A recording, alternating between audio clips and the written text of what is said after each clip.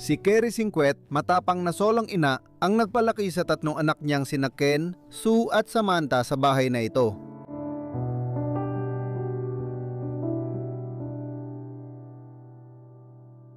Sa kabila ng maraming pagsubok na kanyang hinarap, hindi kailanman natinag ang kanyang dedikasyon sa kanyang pamilya. Walang kapaguran siya nagtrabaho bilang laboratory assistant sa mobile at mag-isa ring nagpapatakbo ng kanilang tahanan. Ang kanyang pagmamahal at paggabay ang susi sa tagumpay ng kanyang mga anak.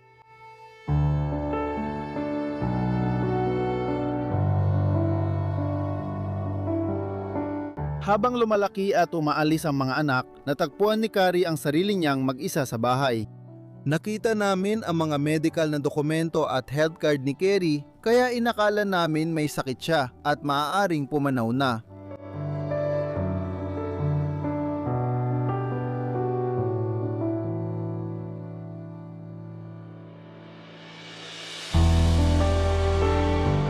Ang huling petsang nakita namin sa loob ng lugar na ito ay Setyembre 24, 2010 at ang kanyang sinapit pagkatapos nito ay nananatiling isang misteryo.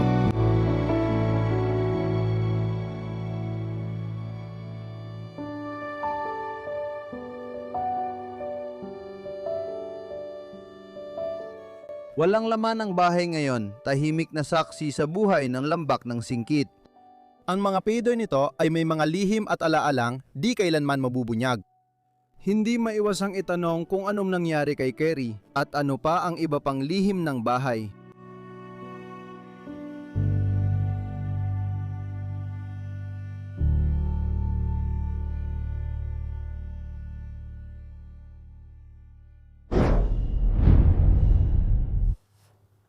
Maligayang pagbabalik sa inyong lahat sa Bros of DK.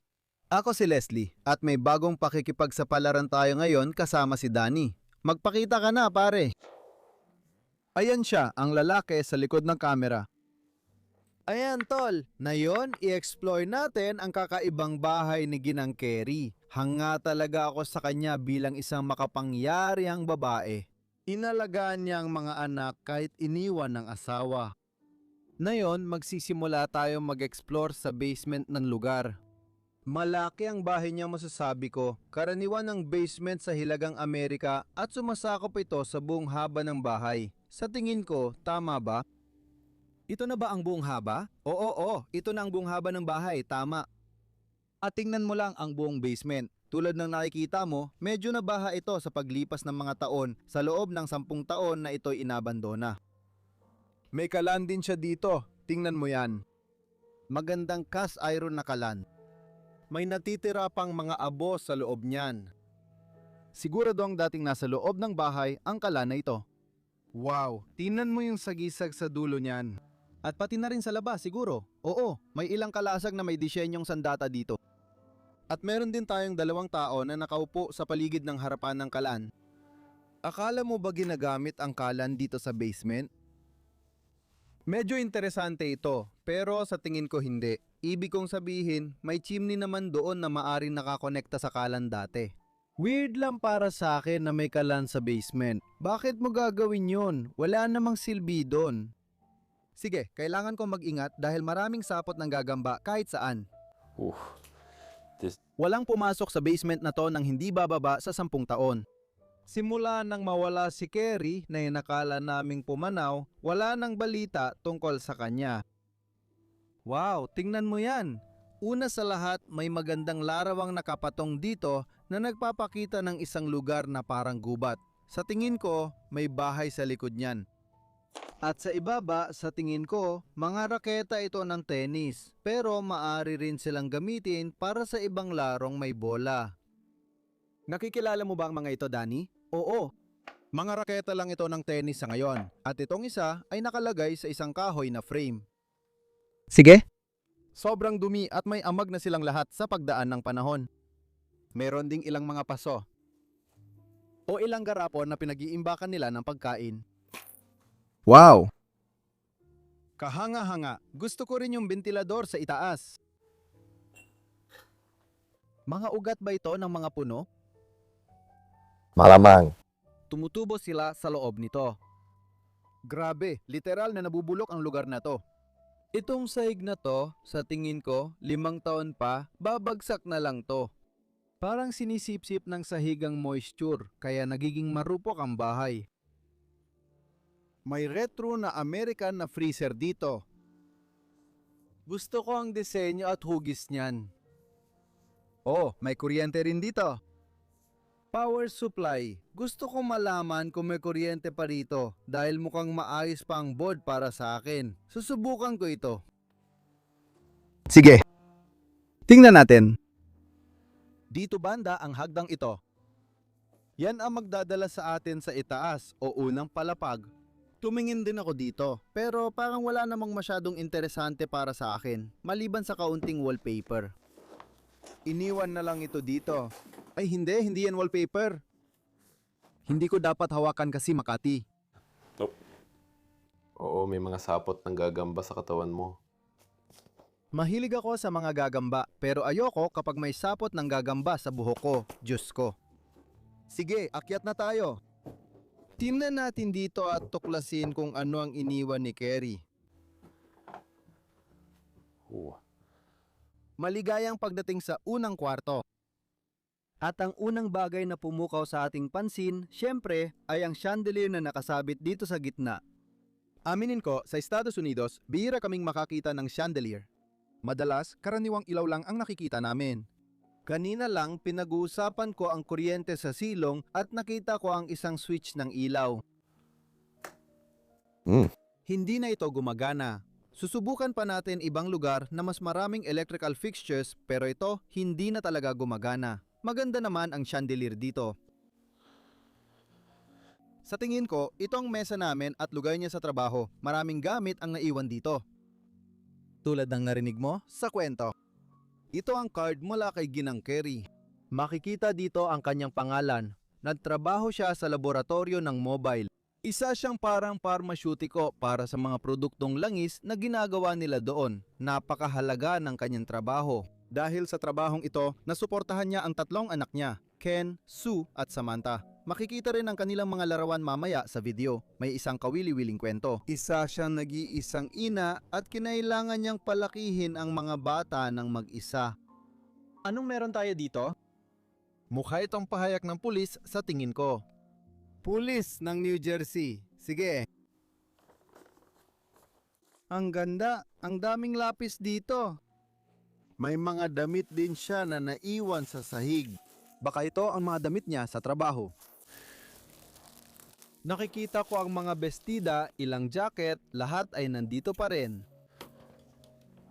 Bakit niya itinago lahat ng damit niya sa ibaba? Naiipit talaga ako dito. Oo, ayos lang ako. Sorry, naipit yung mikropono ko sa ilalim ng tainga niya. Bakit niya tinago lahat ng damit niya sa ibaba? Siguradong pambabae lahat ng mga damit na to at lahat ng to ay kay Kerry. Magaganda talaga ang mga damit niyang suot. Malamang para sa mahalaga niyang trabaho noon. May ilang dekorasyon ng Pasko at taglamig dito sa itaas. Magagandang palamuti, may pagkang bulaklak. Hindi edad ang mahalaga, kundi ang attitude. Attitude, tingnan mo ito. Malamang regalo ito sa kanya. Hindi ko alam kung anong edad siya namatay, pero base sa mga bagay dito, mukhang matanda na siya sa huling bahagi ng buhay niya. O noong bandang huli, nang mapabayaan na ang lugar na ito. Ginoong Explomo. Moreno, nandito ka rin sa loob. Sige. Oo, ito ang mesa niya kung saan niya ginagawa lahat ng trabaho. Kahit ang calculator niya ay naiwan pa rin dito. At meron din tayong resibo mula sa Walgreens. At ito ang huling petsa na nakita ko sa loob ng bahay. Ang resibong ito ay mula ika-24 ng Setyembre, 2010. Ang huling petsang nakita namin dito, wala nang laman ang mga drawer. Sige, tara pa tayo sa loob. Dito, sobrang kinalat ng mga tao ang lugar na ito at kakaiba ito. Malamang mga tao ang pumasok dito para maghanap ng mga bagay, maghanap ng mahalagang iniwan ni Kerry nung umalis siya dito ng tuluyan. Sige. At ngayon, papapasukin ko kayo sa isa sa pinakamagandang kwarto sa buong bahay na ito. Ang sala. Sobrang gusto ko kung paano niya inayos ang kwartong ito. Komportable ang pakiramdam dito. At naniniwala akong noong nakatira pa rito ang mga bata, sina Sue, Ken at Samantha, magkasama silang uupo rito tuwing gabi kasama si Kerry, nag-enjoy at nagsasaya. Palagi kong binabalikan ang mga alaala at iniisip kung paano noon. May ilang magagandang palamuti rito. O tungkol sa kasal, tingnan mo. Dito, may mag-asawang matatanda na mukhang in love pa rin. 50 taon na silang kasal. Kanino kaya ito galing? Wow! Mga palamuti sa ibabaw nito. At pati na rin itong Amerikanong kahon ng koreo. US mail. Maganda yung piraso na yan. Akala ko alkansa ito, pero hindi pala. Napansin mo ba ang maliit na piano sa harap mo, Danny? Oo. Madalas nating makita ang mga ganito sa Estados Unidos, di ba? Oo, may dalawa na kami nakita. Nakakita na ako ng isa dati sa isang lugar sa Pransya at gumagana pa rin. Malamang hindi ito para tugtugin. Palamuti lang talaga ito.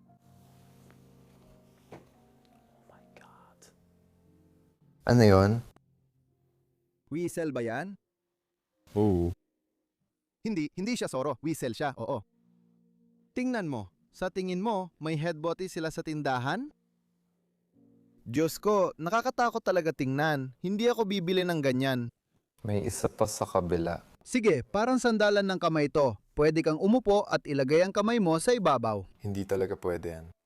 Hindi ko alam. Parang dito talaga sila sa side ng sofa. Pero, ay grabe. Ang pangit pala tingnan yan. Ang gandang sofa sa ibaba. Maayos pa rin ang mga unan doon. At sa itaas naman, may magandang painting.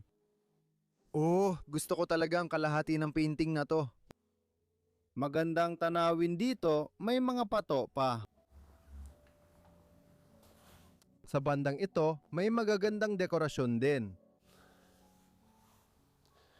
At dito, makikita na natin na nagsisimula ng masira ang lugar matapos ang 12 taon ng pagkakaabandona. 12 taon.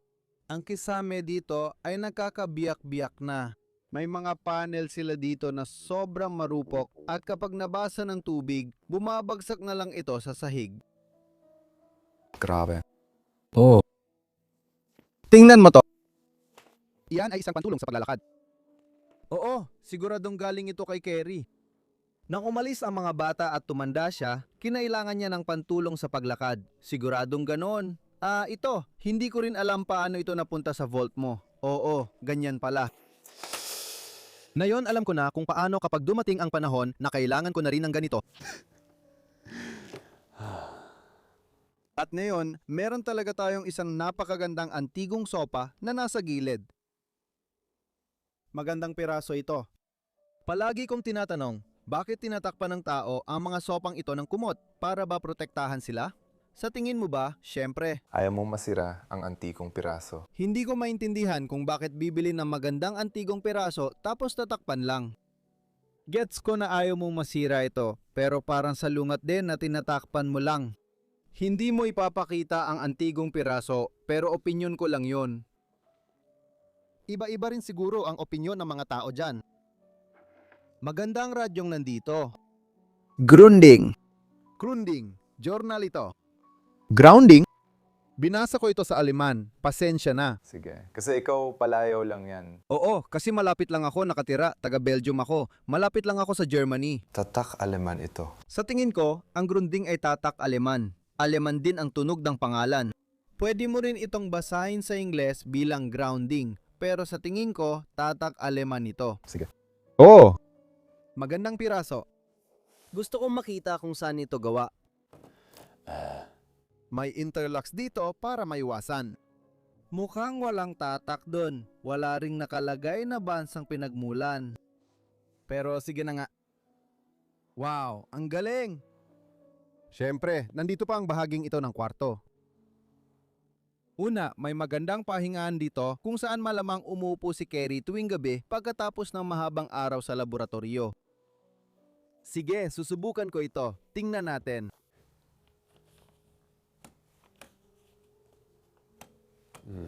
Wow. Sinubukan ko lahat ng ilaw sa kwarto, pero mukhang sira na sila. Sa tingin ko, hindi na gumagana ang mga ilaw. Oo nga, ako rin. Ang ganda ng kalaan dito sa ibaba. May panangga sa apoy sa harap nito. Akala ko totoong mga piraso ng kahoy ito, pero mukhang peke pala. Oo, palamuti lang. Mga palamuti. Ay, ang ganda naman ito. Ay, natutumba na yan. At gustong-gusto ko lahat ng dekorasyon ng Pasko. Siyempre. Sa tingin ko, huling resibo ay Setyembre 10, pero baka may ilan pa doon. Oh, tingnan mo ito. Siguradong manta ito. O baka apo. Oh. Ano tawag mo sa mga ito? Snow globes, tama ba? Oo. Pagkatapos, may litrato ng mga bata sa loob.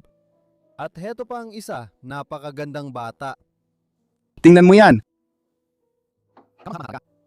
Lahat ng maliliit na bagay at munting artipakto sa ibabaw niyan. Sila ang bumubuo ng bahay, nagbibigay liwanag at nagpapakita ng kung anong meron dito. At saka, lahat ng mga librong gustong basahin ni Kerry. Mahilig talaga siya sa panitikan, gaya ng dami ng libro dito. Daniel Steele, Looking Back. Ang bahura. Kamangha-mangha. Sige. At nandito pa rin ang bahaging ito. Siguro ito ang paborito niyang parte ng bahay.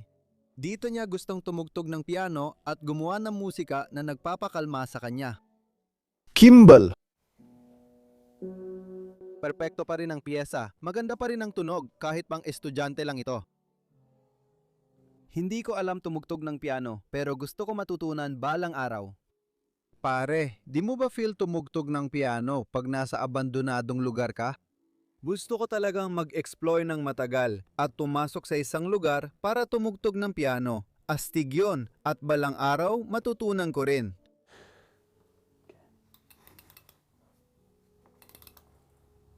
Tingnan mo, may maliit na bintana dito. Naisip ko, baka instrumentong pangmusika ito. Mali ba ang pag-ikot ko nito? Hindi.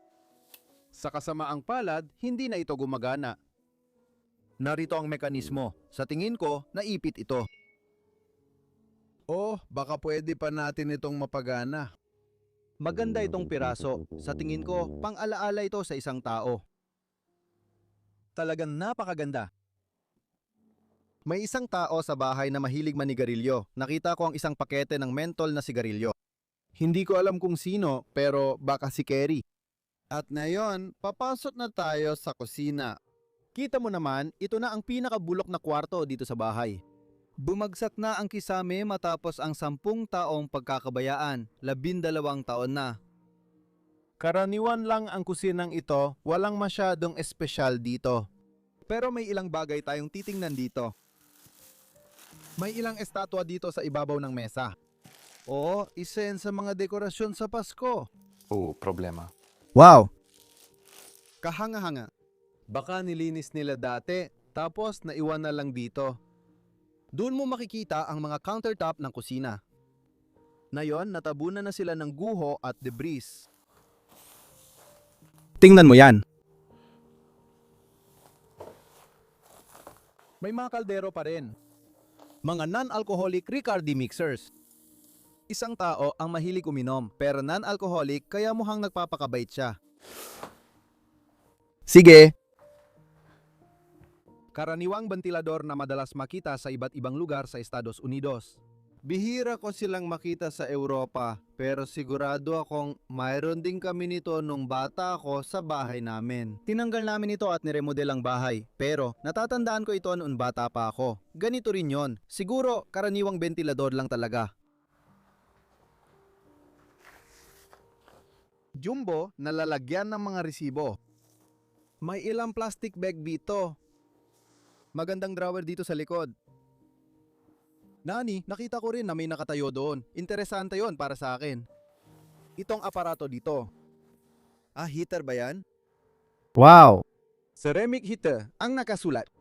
Hindi pa ako nakakakita ng ganyan dati. At katabi nito, nandito ang answering machine at ang radyo. Para ba ito sa living? Isa itong corona. Oh! Inilalagay namin yan sa puntod o sa libing. Pero yung totoong mga bulaklak, Hindi madalas, pero ito ay gawa sa kamay. Tulad ng nakikita mo. Oo, papel ito. gusto ko ito, sa totoo lang. Maganda siya. Baka dapat dinala nila ito sa isang libing ng isang tao. Nakakabaliw isipin.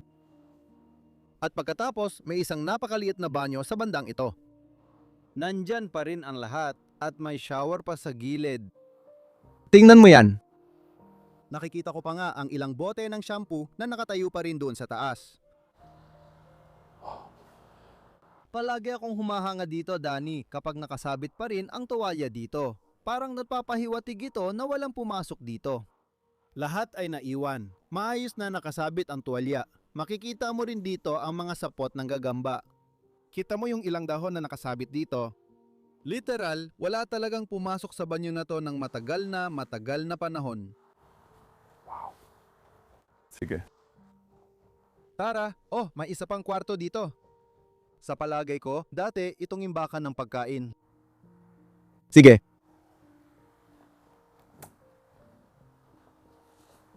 Ipapakita ko ito sa iyo mamaya. Pero ngayon, oras na para umakyat tayo sa itaas at ipakita ko sa iyo ang mga palapag sa itaas ng lugar na ito. Dito sa itaas, may nakasabit ding ilang jacket ni Kerry. Maganda talaga ang panlasa niya sa mga jacket at blouse. Sige, umakyat ka. Tuklasin natin ang bahaging iyon ng bahay. Kaya, ang unang kwarto na papasukin natin. Sobrang linis ng kwarto, masasabi ko. Sa palagay ko, walang natutulog dito.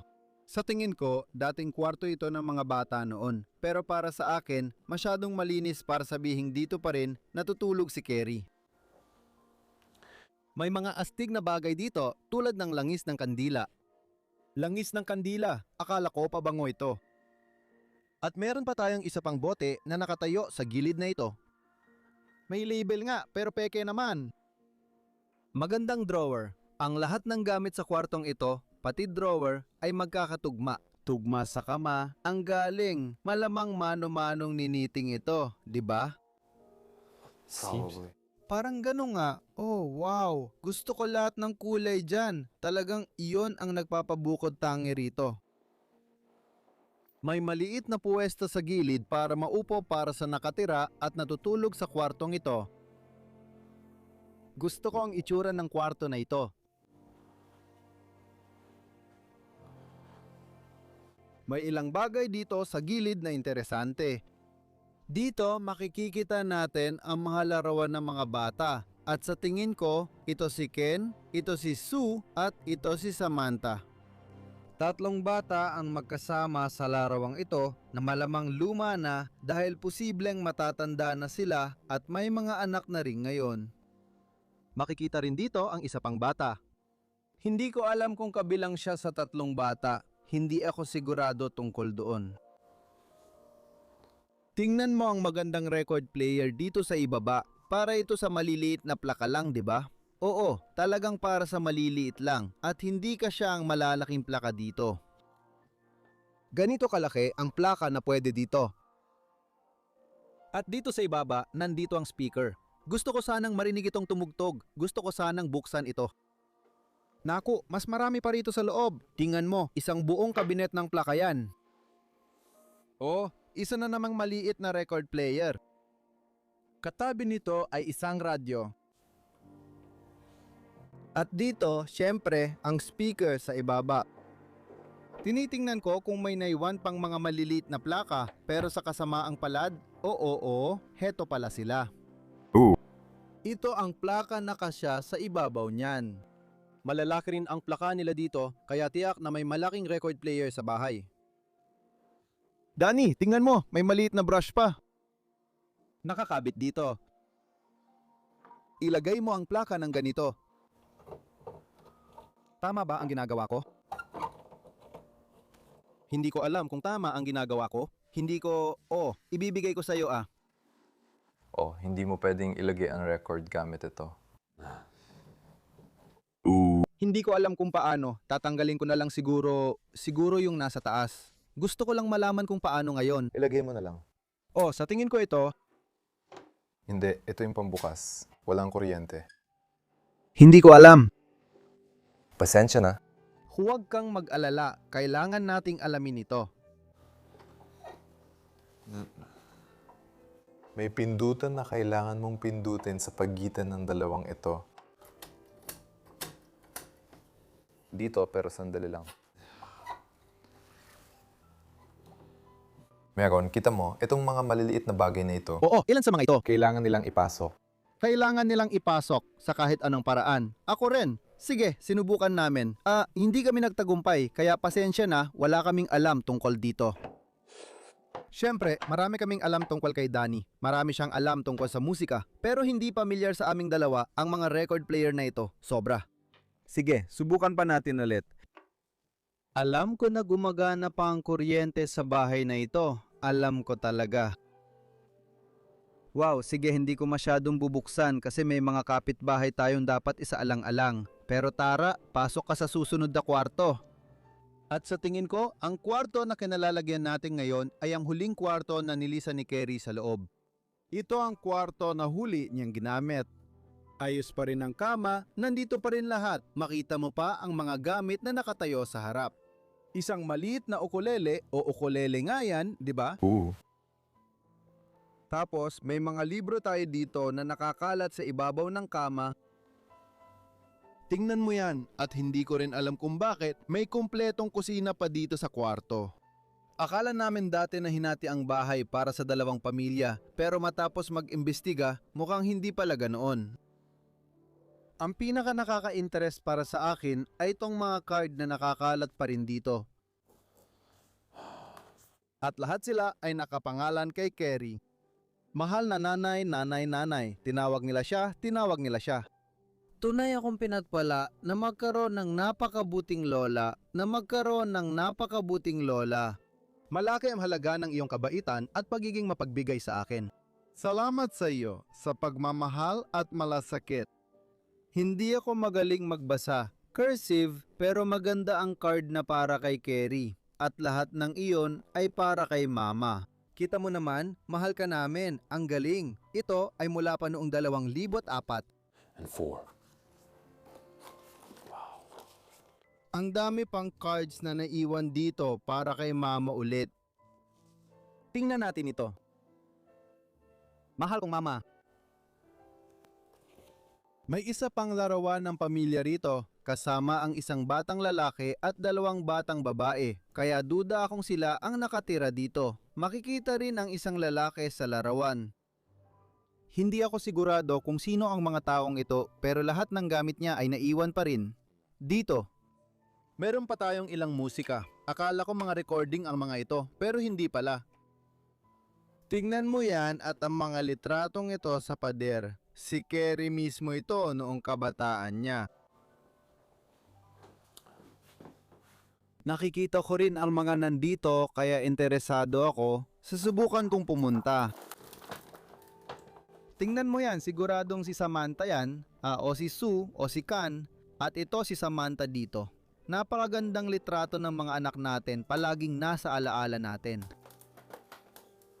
Anong nakikita natin dito? Okay, sila rin yung mga batang yon, tama? Oo, sina Samantha at Kan o Sue. Wow, okay, kailangan ko nang umalis sa posisyong ito. Okay, magandang kusina. Hindi, ano bang sinasabi ko? Hindi naman ito magandang kusina. Karaniwang kusina lang ito, pero nandito pa rin lahat. Oh, interesante yan. Dito, may mga binder tayo na galing sa parang account o storage unit. Makikita mo dito, mobile oil special, at lahat ito ay galing sa trabaho natin. Sa trabaho natin sa laboratorio. Okay. May ipapakita pa kami sa'yo sa kabilang bahagi ng bahay o kwarto. Dito, may telebisyon siyang pinapanood gabi-gabi.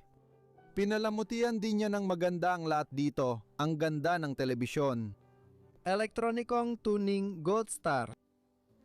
Sobrang luma ng modelong ito, gaya ng nakikita mo may antena pa sa taas. Naintriga rin ako sa card na ito. Habang nagpapagaling ka mula sa operasyon mo, Hi, Kerry! at syempre ang mga salitang ito, Masaya sila na naging maayos ang lahat, naging maayos ang operasyon at hinihiling nila sa kanya ang mabilis na paggaling. Wow, ayos! Napaka-interesante at nakakatuwang makita at basahin. Mukhang typical na kahon ng panahito, oo. Dito namin itinatago lahat ng gamit sa pananahi. Ang ganda. Gusto ko kung paano ito bumubukas. Interesante talaga ang mga piraso na ito. Sertipiko para sa kolehiyo. At ito ba ay para kay Ginang Kerry? Ito ay noong dekada 90. Ayos lang. Nagtapos, nag-asawa, laban. Hindi, ito ay hindi ito para kay Kerry. O syempre, nakasulat dito, ipaalam na si Kerry ay tila o siya. Nagpalipat-lipat siya ng kolehiyo hanggang dekada 90. PhD, hindi sigurado. Ang ganda naman yan. Sige. George Devil Vacuum Machine. Gusto ko talaga ang disenyo nito ang vacuum machine na to. Pasensya na, natumba ko yung ukulele. At syempre, maganda rin yung orasan sa fader. Magandang piraso. Sige, maglibot pa tayo sa bahay. Tingnan mo ito, Danny. Pwede nilang ikandado ang pahirap na ito. Pinakataas na palapag. Oo, mukhang ibang bahagi ito ng bahay. Oo, yan na ang topic natin. Pero parang weird talaga para sa akin. Dahil sa dami ng kwento dito, di mo aakalain na may ibang pamilyang tumira rito dati. Pero baka pinaupa niya ang mga palapag sa ibaba noon. At dito naman, meron tayong isa pang kwarto. Pero ito ay punong-puno ng mga gamit. Masasabi kong mga gamit lang, hindi naman basura. Pero gamit talaga. At ito rin ay dapat gumagana syempre. Grabe. Ikaw muna ang mauna dahil may banyo dito sa dulo ng pasilyo.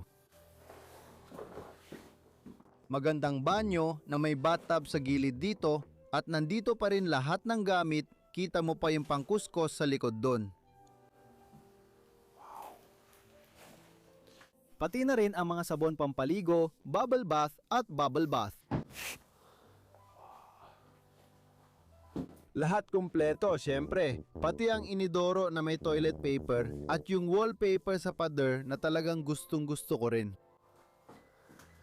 At syempre, yung lababo na nandito pa lahat ng mga produkto niya. Nandito pa makeup brush at gamit niya, okay lang. Bukod sa regular na produkto, may isa pang palapag na dapat tingnan, ang attic. Akyat tayo ngayon, malamang nakita mo na yung pinto dito. Nakita mo ba ang mga nakakalat sa hagdan? Danny, may magandang kahon dito. Gustong-gusto ko itong kahon na tanso. Dito, kadalasang nilalagay ang lahat ng alahas nila. Sige, akyat na tayo. Mukha rin itong tirahan, hindi ba? Mukhang may taong tumira dito sa itaas. Hindi talaga siya attic. Hindi siya mukhang attic. Tingnan mo dito, kapag isinara ko itong pinto, may nakalagay pang karatula sa pinto na nagsasabing huwag istorbohin. Ibig sabihin may natulog dito sa mga itaas na palapag. Pero gaya na nakikita mo, gaya na makikita mo rin mamaya, tuluyan na nilang ginawang storage area ito para sa lahat ng mga bagay na hindi ko na kailangan sa bahay, syempre. Pero may mga kawili-wiling bagay dito sa itaas, gaya ng kabayong tumba sa likod natin.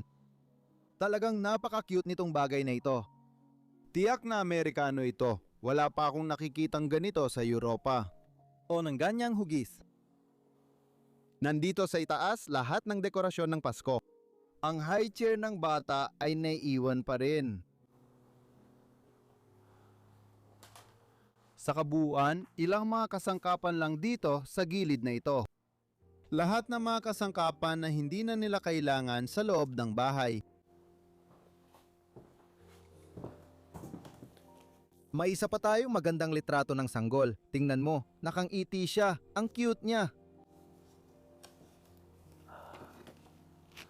May ilan pa tayong kwarto sa bawat gilid na yon. Ito naman, muli, puro storage area lang. At pagkatapos, may nagmahal, sumali sa US Air Force. Sabi dito, kaya maaring ito ang naging bahay o kwarto ng isa sa mga bata. Danny, nahanap ko na ang hinahanap natin. Ang record player. Ayan na. Dati sigurong nasa loob ito ng bahay tapos inilipat dito sa taas. Siguradong may mga taong mahilig makinig ng musika. At heto pa ang isa pang imbakan para sa lahat ng sapatos at damit na pagmamay-ari niya. At syempre, ilang maleta para maglakbay sa mundo. Napaka-importante niyan.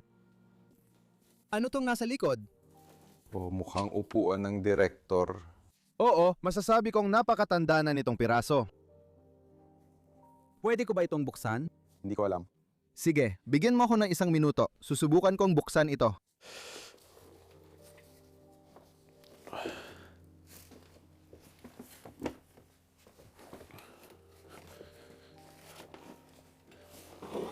Diyos ko! Hindi pala ito upuan ng direktor. Para sa akin, parang kamay ito. Kama? Oo. Oo, medical bed yan. Tama. Marahil sinasabi ng mga tao, parang mali ang ginagawa mo. Oo, wow, sige. Oo. Isa itong kumpleto. Medical, nakan si Kama. Iyan ay army pet. Oh. Mukhang ito ay mula sa Boy or Girl Scouts galing sa mga scout. Ito ay mula sa Girl Scouts. Kaya malamang si Samantha. Ito ang kama ni Samantha o kama ni Kerry noong siya ay nasa Girl Scout pa. Sa tingin ko dito sila natulog noon. Wow! Napakagandang nadiskubre yan. Gustong gusto ko ito, kaya palagi akong tumitingin sa mga atik para makahanap ng ganito. Girl Scouts. Isang bagay na talagang typical sa Amerika. Marami akong ginagawa. Hinila ko lang yung cordon nito, kaya aandar na ito. Mahina na ito, gaya ng mga nagdaang taon. Sira na, pero makikita mo pa rin. Sige. Ang interesanteng lugar na to, Danny. Namamanga ako na may kuryente pa rin dito kahit ang tagal na. Kailangan pa rin nating lumabas, kaya tara na ngayon din. Titiklupin ko ulit to, tapos magkikita tayo sa labas.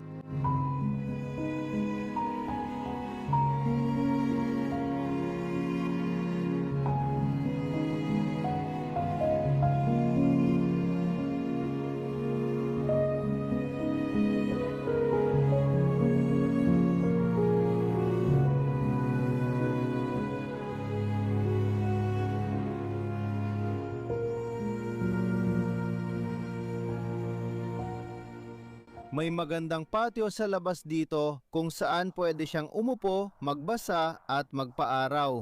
Minsan nangyayari yan dito sa New Jersey. Maulap ang araw ngayon pero oo, minsan sumisikat din ang araw. Magandang lugar, magandang tambayan ito.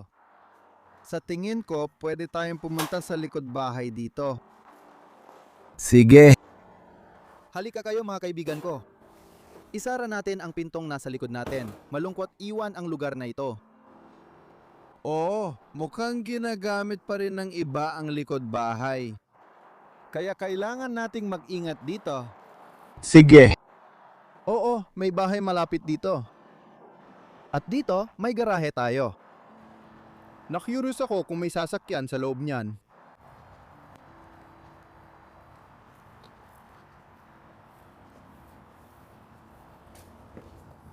Oo, may isang interesanteng bagay dyan. Subukan nating hanapin ang pasukan sa garahe, di ko makita ang pintuan.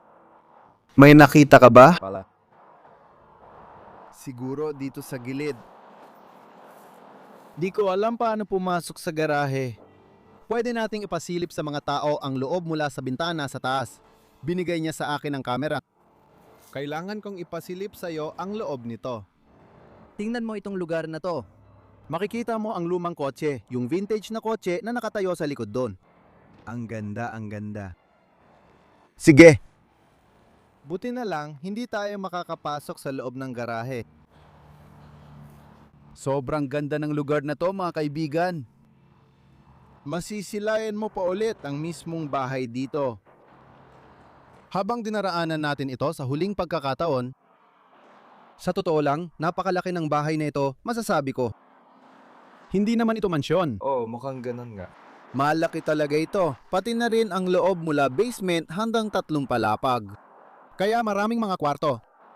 Nag-enjoy talaga akong mag-explore dito. Kerry, sana naging magandang buhay mo at masaya akong inalagaan mo ang mga anak mo. Oo, puro pagmamahal lang ang para sa'yo. Napakagandang lugar para mag-explore. Sobrang nagustuhan ko talaga. Sana nagustuhan mo rin. Kung nagustuhan mong video, paki-like naman. Mag-subscribe ka rin sa channel kung bago ka dito. At mag-iwan ka rin ng magandang komento sa comment section. Ang lalaki sa likod ng camera ay si Danny. Pakitaan nyo rin siya ng pagmamahal. Nasa description ang link niya. May sarili rin siyang channel. Maraming salamat. At may link din sa description para sa Patreon. Doon pwede nyo suportahan ang channel at matulungan kaming maglakbay sa buong mundo. Dahil gustong-gusto namin gawin ito at gusto pa namin gawin ito ng mas madalas. Paalam, sobrang mahal na mahal ko kayo. Paalam, Kerry at bahay. Kita-kits ulit sa susunod na linggo sa panibagong epic na exploration.